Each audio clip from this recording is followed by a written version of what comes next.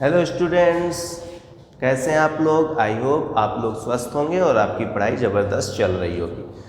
बहुत दिनों बाद आप लोगों से मुलाकात हो रहा है। कुछ इशूज़ के वजह से हम वीडियोज़ अपलोड नहीं कर पा रहे थे, बट अब रेगुलर वीडियो अपलोड होगी। तो बच्चों, आज का वीडियो है क्लास 12th वालों के लिए। इस वीडियो में हम आपको चैप्टर नंबर 7 इंटीग्रेशन, जो कि मोस्ट इम्पॉर्टेंट पार्ट है कैलकुलस का, वो सिखाने वाले हैं। आप लोग जानते हैं कैलकुलस टोटल 35 मार्क्स का आता है। उस 35 मार्क्स में इसका बहुत ही इम्पॉर्टेंट रोल है इस चैप्टर का, क्योंकि इस चैप्टर के आगे के 2 चैप्टर भी टोटल इसी पे बेस्ड हैं, जो कि कैलकुलस के ही पार्ट हैं। तो चलिए जल्दी से वीडियो को स्टार्ट करते हैं। इंटीग्रेशन 2 टाइप्स के हम लोगों को पढ़ने हैं इस चैप्टर में, indefinite integration and definite integration. सबसे पहले हम लोग इंडिफिनिट इंटीग्रेशन सीखेंगे, जो कि एक्सरसाइज 7.1 से 7.7 तक है। उसके बाद डिफिनिट इंटीग्रेशन है, उसको हम लोग सीखेंगे। लिमिट एज ए सम एक टॉपिक है जो कि इस साल सिलेबस में नहीं है।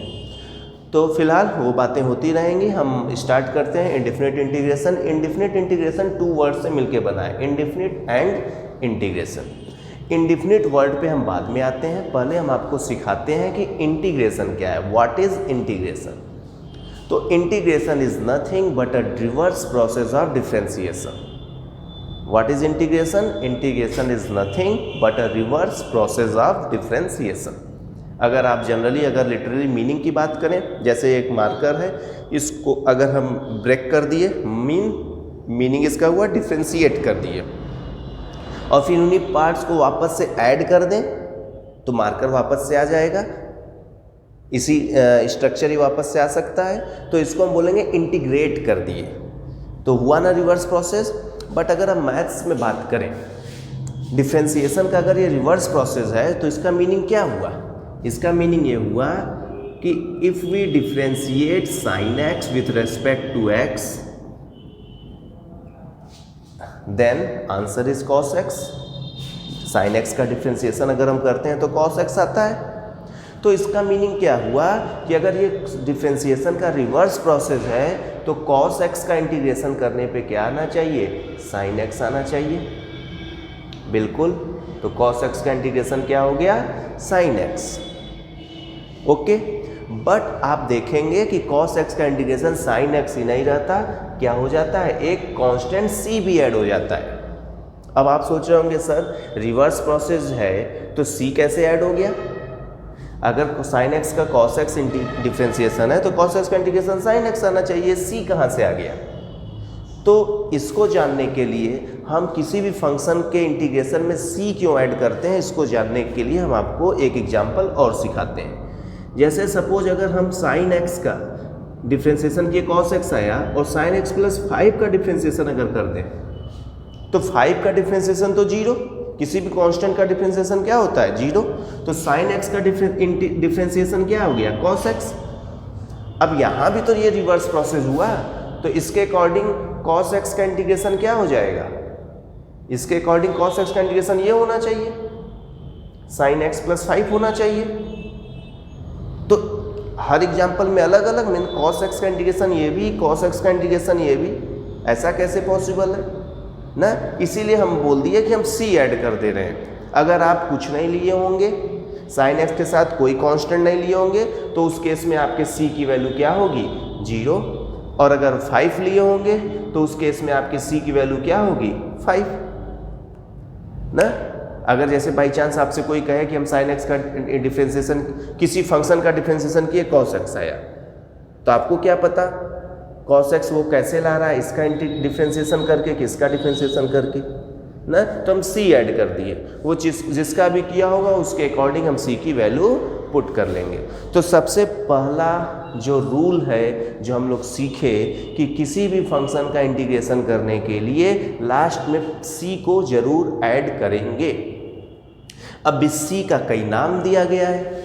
c को बोला गया constant of integration, c is said to be constant of integration. Okay, और इस c को एक नाम और दिया गया आर्बिट्रेरी कांस्टेंट। आर्बिट्रेरी कांस्टेंट क्या है? सर कांस्टेंट तो सुने, आर्बिट्रेरी कांस्टेंट क्या है? तो सुनिए, एक होता है कांस्टेंट, एक होता है वेरिएबल।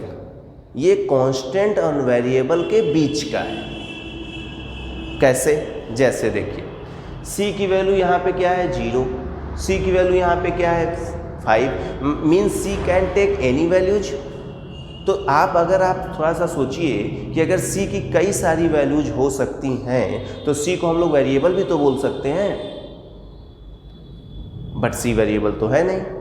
और इस केस में c की वैल्यू 0 फिक्स है, तो ये कांस्टेंट भी होना चाहिए।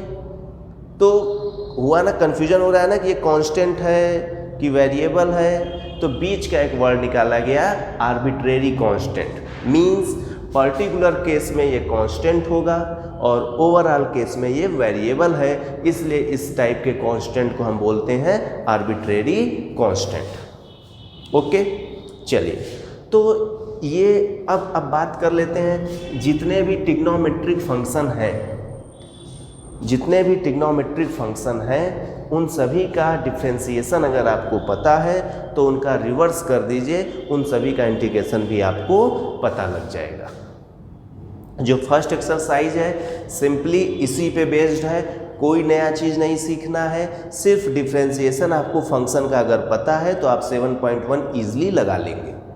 तो इसके लिए हमें कुछ लिस्ट ऑफ फॉर्मूले तैयार करने होंगे जो कि डिफरेंशिएशन के हैं, आपको याद है। तो चलिए हेडिंग लिख लीजिए, लिस्ट ऑफ फॉर्मूले। तो ये देखिए बच्चों, आपके लिए ये 6 ट्रिग्नोमेट्रिक फंक्शन टोटल होते हैं जिनका डिफरेंशिएशन आपको याद है। तो देखिए इंटीग्रेशन आपको याद करने की ज़रूरत नहीं है। जैसे यहाँ पे देख लीजिए, साइन एक्स का डिफरेंशिएशन कॉस एक्स, तो कॉस एक्स का इंटीग्रेशन साइन एक्स प्लस सी ऐड करेंगे, बताए हैं। कॉस एक्स का डिफरेंशिएशन साइन एक्स, तो साइन एक्स का इंटीग्रेशन कॉस एक्स, ये माइनस इधर कर दिए, माइनस कॉस एक्स हो गया। जैसे साइन एक्स का पूछिएगा तो minus cos X, minus sine x का आएगा तो cos X. Okay, similarly sec square x का integration tan X, cosec X cot X का इंटीग्रेशन कोसेक एक्स, बट ये माइनस भी चला गया इसलिए minus cosec X, sec X tan X का इंटीग्रेशन सेक एक्स, और कोसेक स्क्वायर एक्स का इंटीग्रेशन कॉट एक्स, और ये वाला माइनस उस साइड गया तो माइनस कॉट एक्स। अगर ये 6 फॉर्मूले आपको याद हैं तो 7.1 बिल्कुल टेंशन लेने की ज़रूरत नहीं है। आपको थोड़े थोड़े कॉन्सेप्ट, देखिए हर एक्सरसाइज के कुछ कॉन्सेप्ट्स हैं, सिंपल से 1-2 कॉन्सेप्ट्स हैं, वो आपको हम बताएंगे और बाकी एक्सरसाइज आप फिनिश कर लेंगे। ओके, इन सब के अलावा एक फॉर्मूला और है जो 7.1 में यूज होगा, उसको हम अलग से डिस्कस कर लेते हैं, इसलिए यहाँ पे इसको नहीं लिखे हैं। अगर हम आपसे बात करें कि आप हमें डिफरेंशिएशन बताइए इसका x की पावर n का, तो आपको याद होगा n x n minus 1, power बगल में आएगा माइनस हो जाएगा। ओके, बट अगर हम आपसे इसका डिफरेंशिएशन पूछ दें x के power n plus 1 upon n plus 1 का, इसका डिफरेंशिएशन, तो ये तो कांस्टेंट है, ये साइड में आ जाएगा, ये तो कांस्टेंट है, ये साइड में आ जाएगा। x के पावर n, ये पावर देखिए, पावर बगल में आया था, एक माइनस हुआ था, तो यहाँ पावर में क्या है n प्लस 1, और n प्लस 1 में से एक माइनस हो जाएगा, ये इससे कैंसिल हो जाएगा, ये इससे कैंसिल हो जाएगा, तो x to the power n बचेगा। मीन्स इसका डिफरेंशिएशन करने पे आंसर क्या आया, x to the power n आया।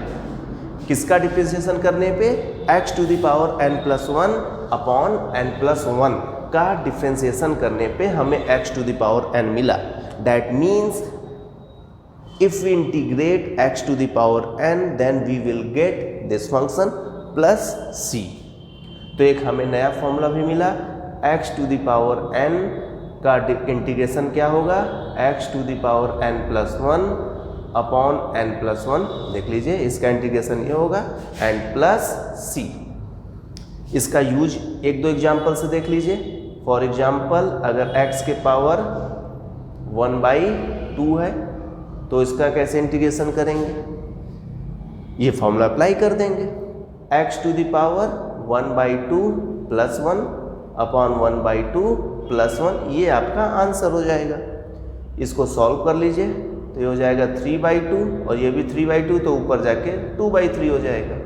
बट ये फॉर्मूला एप्लीकेबल n = -1 के लिए नहीं है, n की वैल्यू -1 नहीं होगी। आप ऐसे ही सोच लीजिए n की जगह अगर -1 हो जाएगा तो अपॉन में 0 हो जाएगा, जो कि अनडिफाइंड कर देगा। तो जब n की जगह -1 रहेगा तो उसका इंटीग्रेशन क्या होगा वो भी आप जानते हैं, बट उसके बारे में हम बाद में डिस्कशन करेंगे। तो इसका यूज समझे आप लोग। एक एग्जाम्पल और देख लीजिए। अगर x के पावर -5 आ गया तो कुछ नहीं करना है, पावर में एक ऐड करना है, वही नीचे लिख देना है।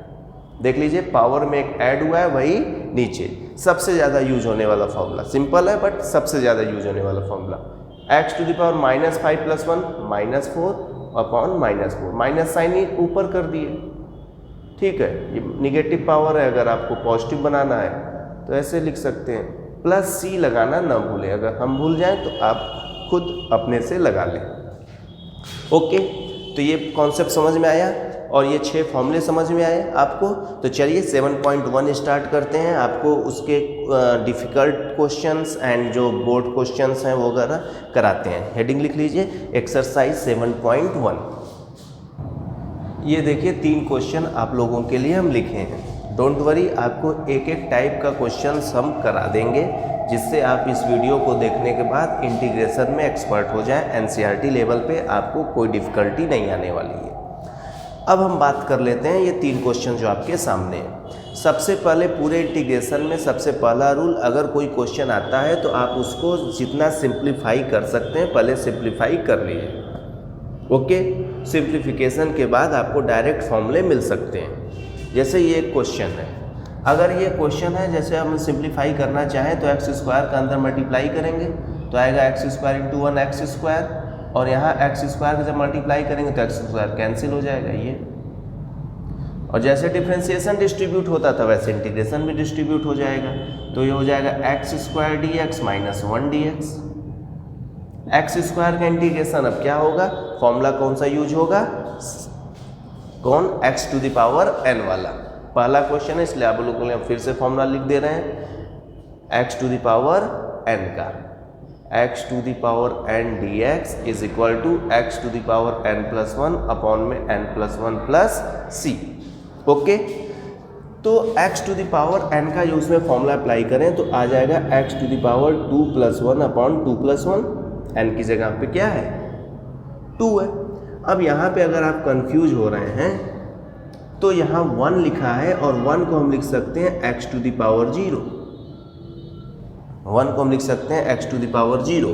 फिलहाल यहाँ पे आ गया x टू द पावर 3/3, यह n के प्लेस पे क्या आ गया 0, तो क्या हो जाएगा 0 + 1 upon 0 + 1 + c। That means x to the power 3/3 और x पावर 1 मतलब x + c। आप कंफ्यूज हो सकते हैं सर इसका भी इंटीग्रेशन में एक c आएगा, इसके भी इंटीग्रेशन में एक c आएगा, तो आप एक ही बार c लिखे हैं। तो इसके इंटीग्रेशन में सपोज c1 आ रहा है, इसके इंटीग्रेशन में सपोज c2 आ रहा है, तो c1 और c2 दोनों मिलके हम c मान लिए, आखिर कांस्टेंट ही है, तो ओवरऑल एक कांस्टेंट हम लोग यूज करते हैं। ओके, तो 1 का इंटीग्रेशन क्या होगा x, ये डायरेक्ट आप दिमाग में रखे रहिए, ये करने की आपको ज़रूरत हर क्वेश्चन में नहीं है। और ऐसे भी सोच लीजिए dx क्या है, x का स्मॉल एलिमेंट, x के स्मॉल पार्ट, तो इस स्मॉल पार्ट को अगर हम इंटीग्रेट कर दें तो वापस से x मिल जाएगा। तो ऐसे भी आप सोच सकते थे और ऐसे भी सोच सकते थे। अब हम बात कर लेते हैं इस क्वेश्चन को। अब इस क्वेश्चन को भी आइए सिंप्लीफाई किया जाए। तो इस क्वेश्चन को सिंप्लीफाई करने के लिए क्या करेंगे, न्यूमरेटर के अपॉन में डिनोमिनेटर x², तो होल अपॉन में है तो सबके अलग अलग अपॉन में कर लें, तो आएगा x³ upon x², 5x² upon x² -4 upon x² dx, ये आ जाएगा। डैट मीन्स ये कैंसिल होके क्या आ जाएगा x, यहाँ कैंसिल होके 5 और x⁴ पर जाके -2 हो जाएगा। ओके, अब नाउ आप इंटीग्रेशन डिस्ट्रीब्यूट कर लीजिए, x का इंटीग्रेशन, देन 5 कांस्टेंट है तो कांस्टेंट को बाहर भी लिख सकते हैं, 4 कांस्टेंट है तो आप बाहर जैसे डिफरेंशिएशन में जो रूल फॉलो करते थे। अब x का इंटीग्रेशन क्या होगा, x की पावर कुछ नहीं मतलब 1, पावर में 1 ऐड करेंगे, एक्स पावर n वाला यहाँ भी फॉर्मूला अप्लाई होगा, पावर में 1 ऐड करेंगे वही नीचे लिखेंगे, तो 1 में 1 ऐड करेंगे 2 और यही 2 नीचे लिखेंगे, और 5 तो 5 dx का इंटीग्रेशन एक्स पावर -2 है, -2 में 1 ऐड कर देंगे तो क्या आएगा -1 और यही पावर अपॉन में भी लिख देंगे +c। ओके, देन x² 2 प्लस 5x एंड माइनस माइनस +4 और x इनवर्स अपॉन में x लिख सकते हैं। तो सिंपली हम क्या किए, x² सबके अपॉन में कर दिए और इंटीग्रेशन फिर ये आपका आ गया। अब ये आपका क्वेश्चन है, इसको भी सिंप्लीफाई करिए, जितना ज़्यादा सिंप्लीफाई करना सीख जाएंगे उतना ईजिली आप क्वेश्चंस अटेंड कर लेंगे। अब ये है, अब इसको सिंप्लीफाई करने के लिए क्या किया जाएगा, अपॉन में लाते हैं, तो चारों के अपॉन में लाने से कुछ कैंसिल होगा नहीं, तो हम लोग सोचे कि ऊपर वाले को ही कुछ थोड़ा सा और सिंप्लीफाई कर लें, फिर हो सकता है ये कॉमन मिल जाए। तो यहाँ देखिए x³ है, यहाँ x² है, अगर x² हम कॉमन ले लें तो x - 1 बचेगा और x - 1 यहाँ पे है ही, तो अपॉन में क्या हो जाएगा x - 1 dx। अब अगर आप न्यूमरेटर में देखें तो x - 1 यहाँ भी, x - 1 यहाँ भी, तो ये कॉमन हो गया, तो बच क्या गया x² और x - 1 चला गया तो 1 बचा, और अपॉन में क्या हो जाएगा x - 1 dx, ये इससे कैंसिल हो गया। तो I क्या आ गया, x² का इंटीग्रेशन x³ 3 और 1 का इंटीग्रेशन x, अभी आपको हम यहाँ पे बताए ही थे कि 1 का इंटीग्रेशन x, तो ये आपका इंटीग्रेशन आ गया। था नहीं जी, आपको एक एक टाइप का हम क्वेश्चन बता रहे हैं, डोंट वरी, 7.1 में जितने टाइप के क्वेश्चन हैं सब आपको बताते हैं, जल्दी से इसको नोट कर लीजिए आप लोग। अब ये देखिए नेक्स्ट 3 क्वेश्चंस आप लोगों के लिए हम लिखे हैं, आइए इनको भी हम आपको एक्सप्लेन करके बताते हैं। ये देख लीजिए, अब इसको सिंप्लीफिकेशन के नाम पे आप क्या कर सकते हैं, √x को केवल अंदर क्या कर सकते हैं, मल्टीप्लाई करा सकते हैं। तो √x का मल्टीप्लाई करा लिया जाए तो क्या हो जाएगा 3, √x का जब x² में करेंगे तो x के पावर आ जाएगा 5/2। ओके भाई, √x है और जब आप इसका x² में मल्टीप्लाई करेंगे तो √x को लिख सकते हैं x⁻² 1/2 और बेस सेम है तो पावर ऐड हो जाएगा, तो 1/2 में जब 2 ऐड करेंगे तो 2 × 4 5/2 हो जाएगा। ओके, अब √x का जब इसमें करेंगे तो क्या आएगा, √x × x same follow rule करेंगे तो x⁻³ 3/2 आ जाएगा, और √x का जब 3 में करेंगे तो 3√x मतलब x⁻² 1/2, कोई डिफिकल्टी नहीं। ओके, नाउ नेक्स्ट स्टेप हमारा क्या रहेगा, कांस्टेंट बाहर रखेंगे, x⁻² 5/2 का इंटीग्रेशन करेंगे, 2 साइड में ले जाएंगे और x⁻³ का इंटीग्रेशन करेंगे, एंड 3 साइड में ले जाएंगे, x⁻² 1/2 का इंटीग्रेशन करेंगे। ओके, पावर वाला केस आ गया, x⁻n, जहाँ बेस में x दिख जाए, पावर में नंबर दिख जाए, पावर में 1 ऐड करिए, वही नीचे लिखिए, वही जो फॉर्मूला बताए थे x⁻n का इंटीग्रेशन x⁻n + 1 अपॉन n + 1, तो 5/2 में 1 ऐड कर दीजिए और यही अपॉन में लिख दीजिए। सिमिलरली 3/2 में 1 ऐड कर दीजिए, यही अपॉन में लिख दीजिए। सिमिलरली x⁻1/2 में 1 ऐड कर दीजिए, यही अपॉन में लिख दीजिए। तो 2 और 5 7/2, ऊपर जाके 2/7 हो जाएगा, तो 3 × 2 6 हो जाएगा। ओके,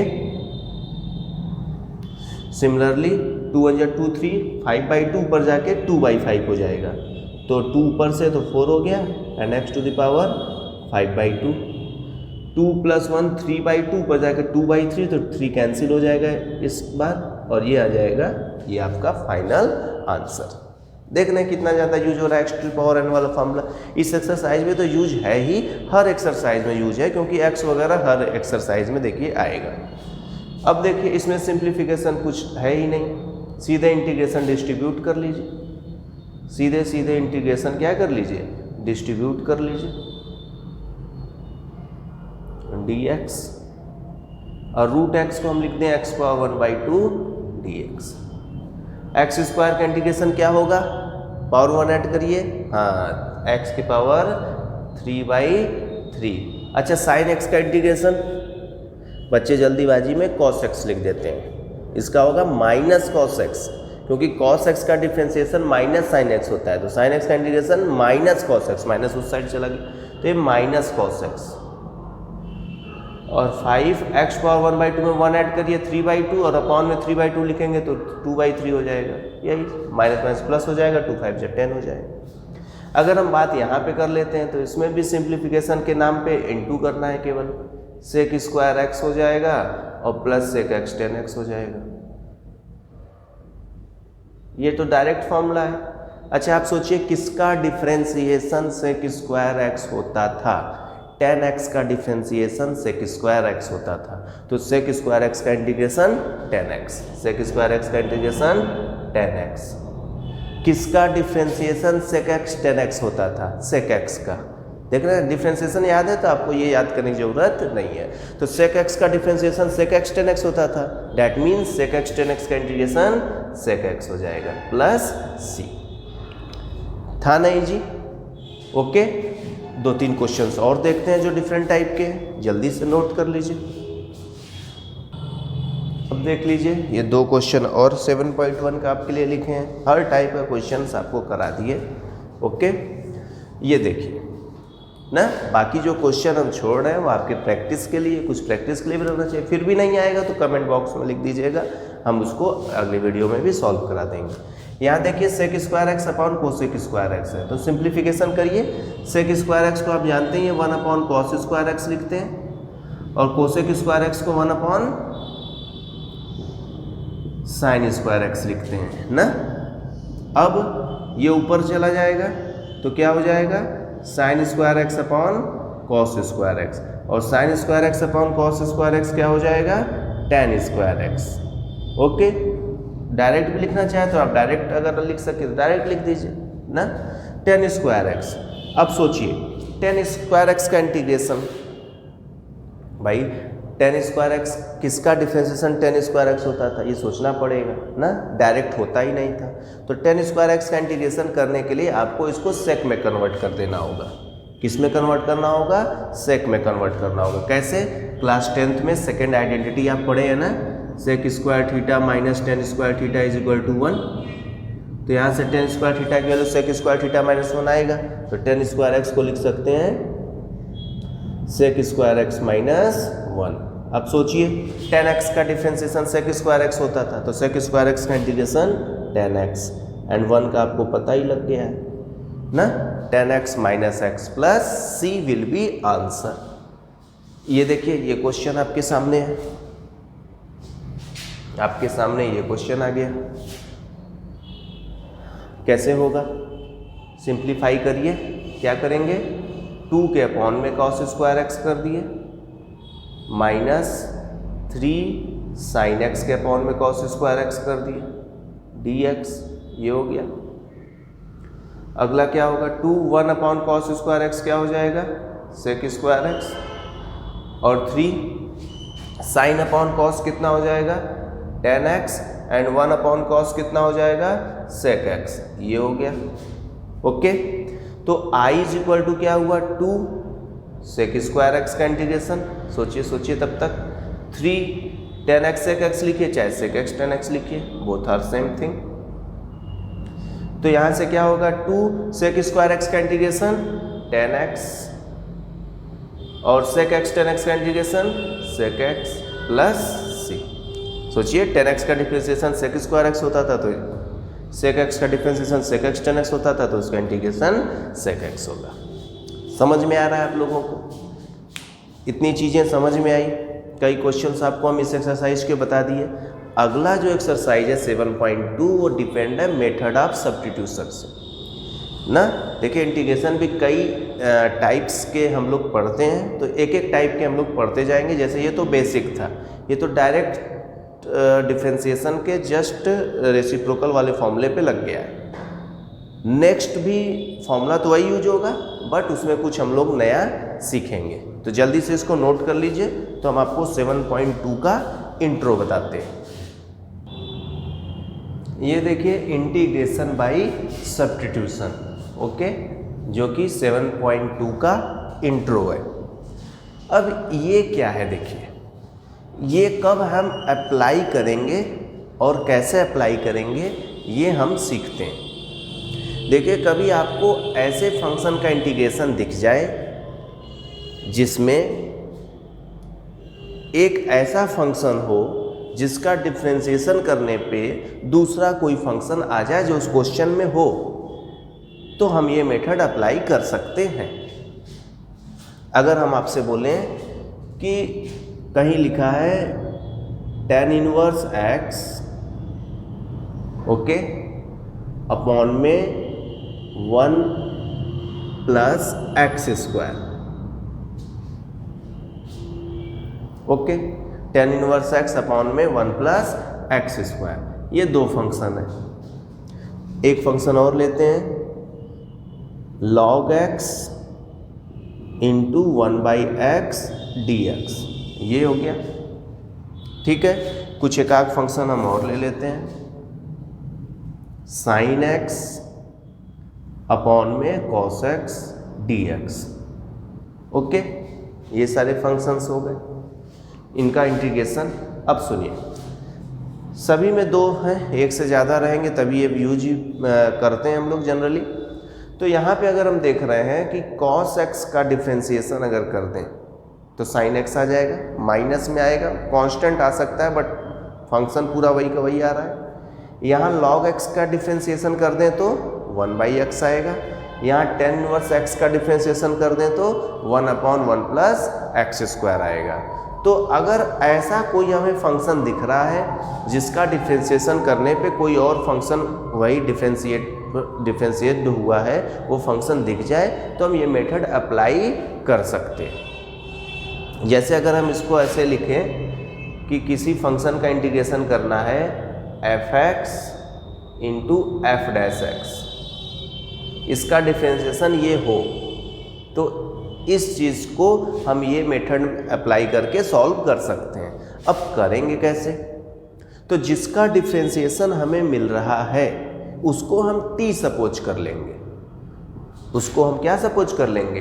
t सपोज कर लेंगे। जैसे अगर हम बात कर लें इस फंक्शन की sin x अपॉन में cos x dx, ओके। तो यहाँ पे अगर हम सपोज कर लें cos x को t,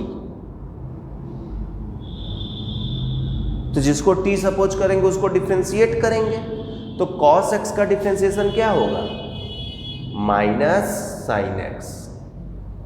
अब यहाँ पे आपको बैलेंस करके चलना होगा, डिफ्रेंशिएशन और इंटीग्रेशन के फॉर्मूले में कंफ्यूज मत होइएगा, ठीक है। आराम से धीरे धीरे cos x का डिफ्रेंशिएशन जिसको t सपोज करेंगे उसको क्या करेंगे? डिफ्रेंशिएट करेंगे। तो cos x का डिफ्रेंशिएशन माइनस sin x और t का डिफ्रेंशिएशन x के रिस्पेक्ट में कर रहे हैं तो dt/dx ही हो जाएगा, ओके। dx को इस तरफ ट्रांसफर कर दीजिए तो minus sin x dx is equal to dt। अब ये वाला स्टेप हम लोग डायरेक्ट ये वाले स्टेप पे कर लेंगे, dt/dx के प्लेस में हम डायरेक्ट यहाँ पे dx लिख दिया करते हैं। अब minus sin x dx, but यहाँ पे केवल sin x dx है, माइनस तो है नहीं, तो माइनस को उधर ट्रांसफर कर दीजिए तो माइनस उधर चला गया तो ये माइनस dt हो गया। अब आप कहेंगे सर अगर हम sin x को t मान लेते तो sin x को अगर आप t मानते तो cos x आता, तो फिर मल्टीप्लाई करते cos x dx एक साथ कहीं दिख ही नहीं रहा है, dx अपॉन में cos x है, dx भी साथ में दिखना चाहिए क्योंकि पूरा का पूरा सब्स्टिट्यूट होगा, क्योंकि जब हम t मानेंगे तो इंटीग्रेशन अब t के फंक्शन में कन्वर्ट हो जाएगा तो dx भी dt में कन्वर्ट होना चाहिए। तो यहाँ पे हम देखें कि sin x dx को माइनस dt लिख दिए तो माइनस dt लिख दिए और cos x को ऊपर कुछ नहीं मतलब 1 और cos x को क्या माने? t। अब सोचिए आप कि डिफ्रेंशिएशन log x का क्या होता था? 1/x, तो 1/x का इंटीग्रेशन क्या हो जाएगा? log x प्लस c ना, बीच बीच में सब सारे फॉर्मूला डिफरेंशिएशन के आप खुद से लिख लीजिए, हम बताते रहेंगे।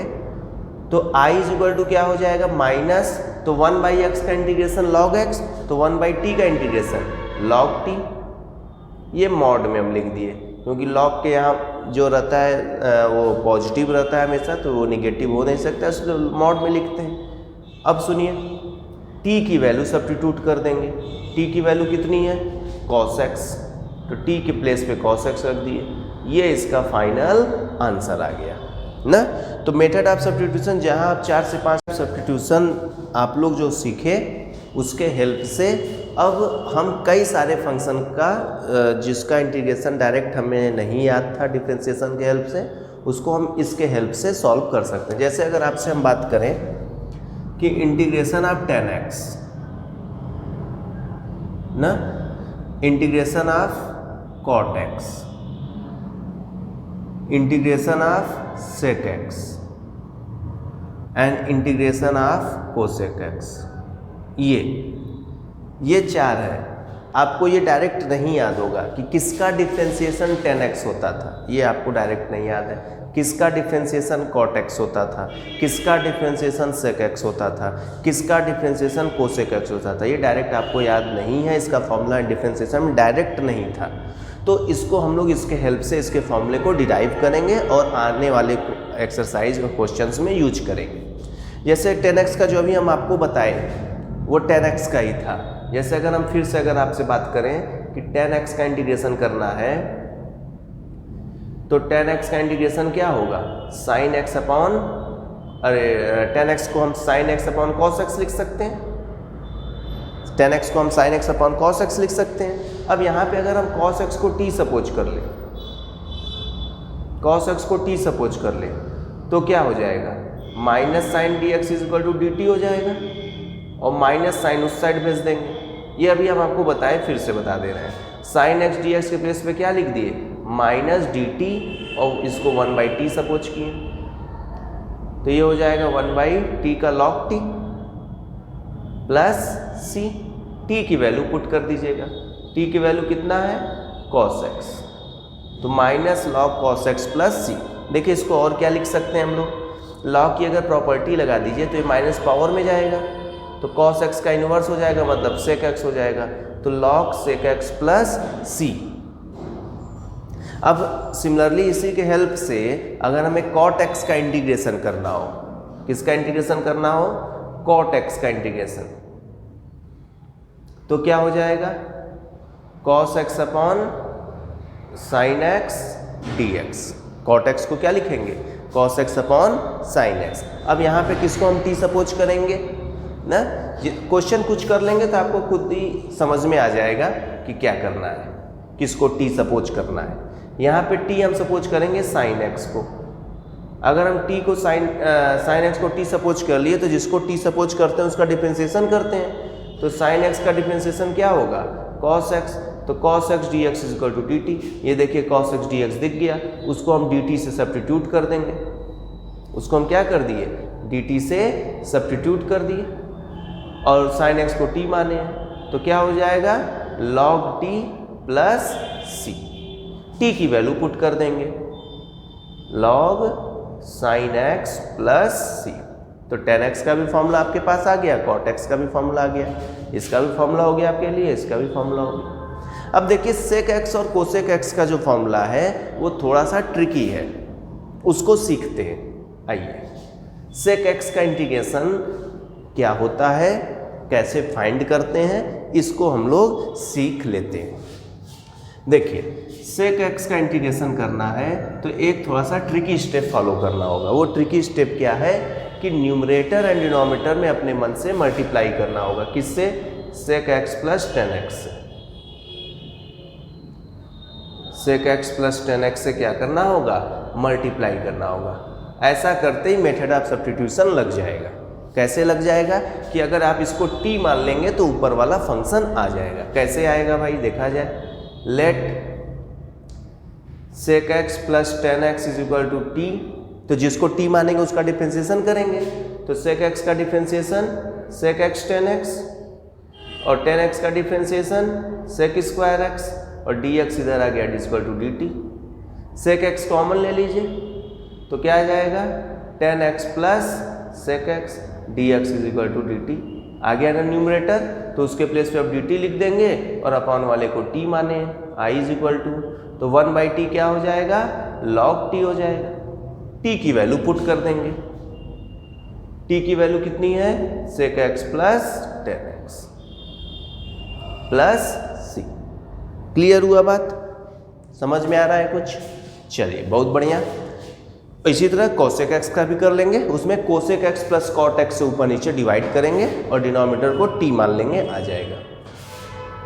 तो ये था आपका 7.2 का इंट्रो था, इस पे कुछ डेरिवेशन भी हम लोग देख लिए। ओके, अब एक चीज़ और है कि इसके जो हम लोग फॉर्मूले जो हमारे पास हैं, जैसे अगर हम आपको बताएं, इसके हेल्प से एक काम हम लोग और कर सकते हैं, थोड़ा सा इजी हो जाएगा हम लोग के लिए। जैसे अगर साइन एक्स का इंटीग्रेशन क्या होता है, माइनस कॉस एक्स प्लस सी होता है, तो जितना भी फॉर्मूला इंटीग्रेशन में है सब लीनियर के लिए भी सेटिस्फाई रहेगा। लीनियर के लिए मतलब जैसे एक्स के प्लेस में हम अगर लीनियर फॉर्म लिख दें, ए एक्स प्लस बी लिख दें, तो ये भी हो जाएगा minus cos a x plus b. But क्या होगा, जो x का कोफिशिएंट होगा वो अपॉन में आ जाएगा, जो x का कोफिशिएंट रहेगा वो पूरे के क्या आ जाएगा, अपॉन में। और ये किसी भी फॉर्मूले के लिए, ये किसी भी फॉर्मूले के लिए अप्लाई है। जैसे अगर हम एक फॉर्मूला और लिख दें आप लोगों के लिए, आपको बताएं tan x का इंटीग्रेशन अभी हम लोग सीखे हैं ना, sin x अपॉन कॉस किए थे तो क्या आया था, log sec x आया था। तो अगर हम यहाँ से आपसे बोल दें कि tan ax प्लस b का इंटीग्रेशन क्या होगा, तो जहाँ x हमारा लीनियर फॉर्म आ गया ना, तो वही चेंज कर देंगे, वहाँ भी उस तरफ भी x के प्लेस पे हम लीनियर फॉर्म लिख देंगे।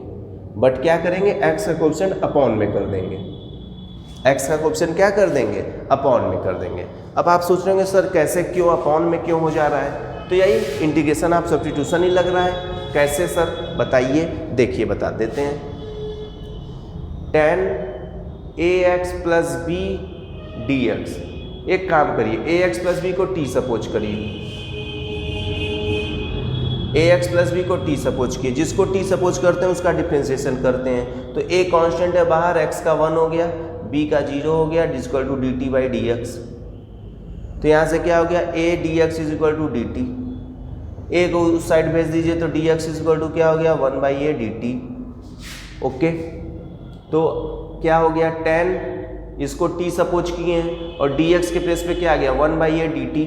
तो 1/a कांस्टेंट है बाहर रख दिए, तो 1/a बाहर हो गया, tan t का क्या होगा, log sec t plus c, t की वैल्यू पुट कर दीजिए, log sec ax plus b plus c।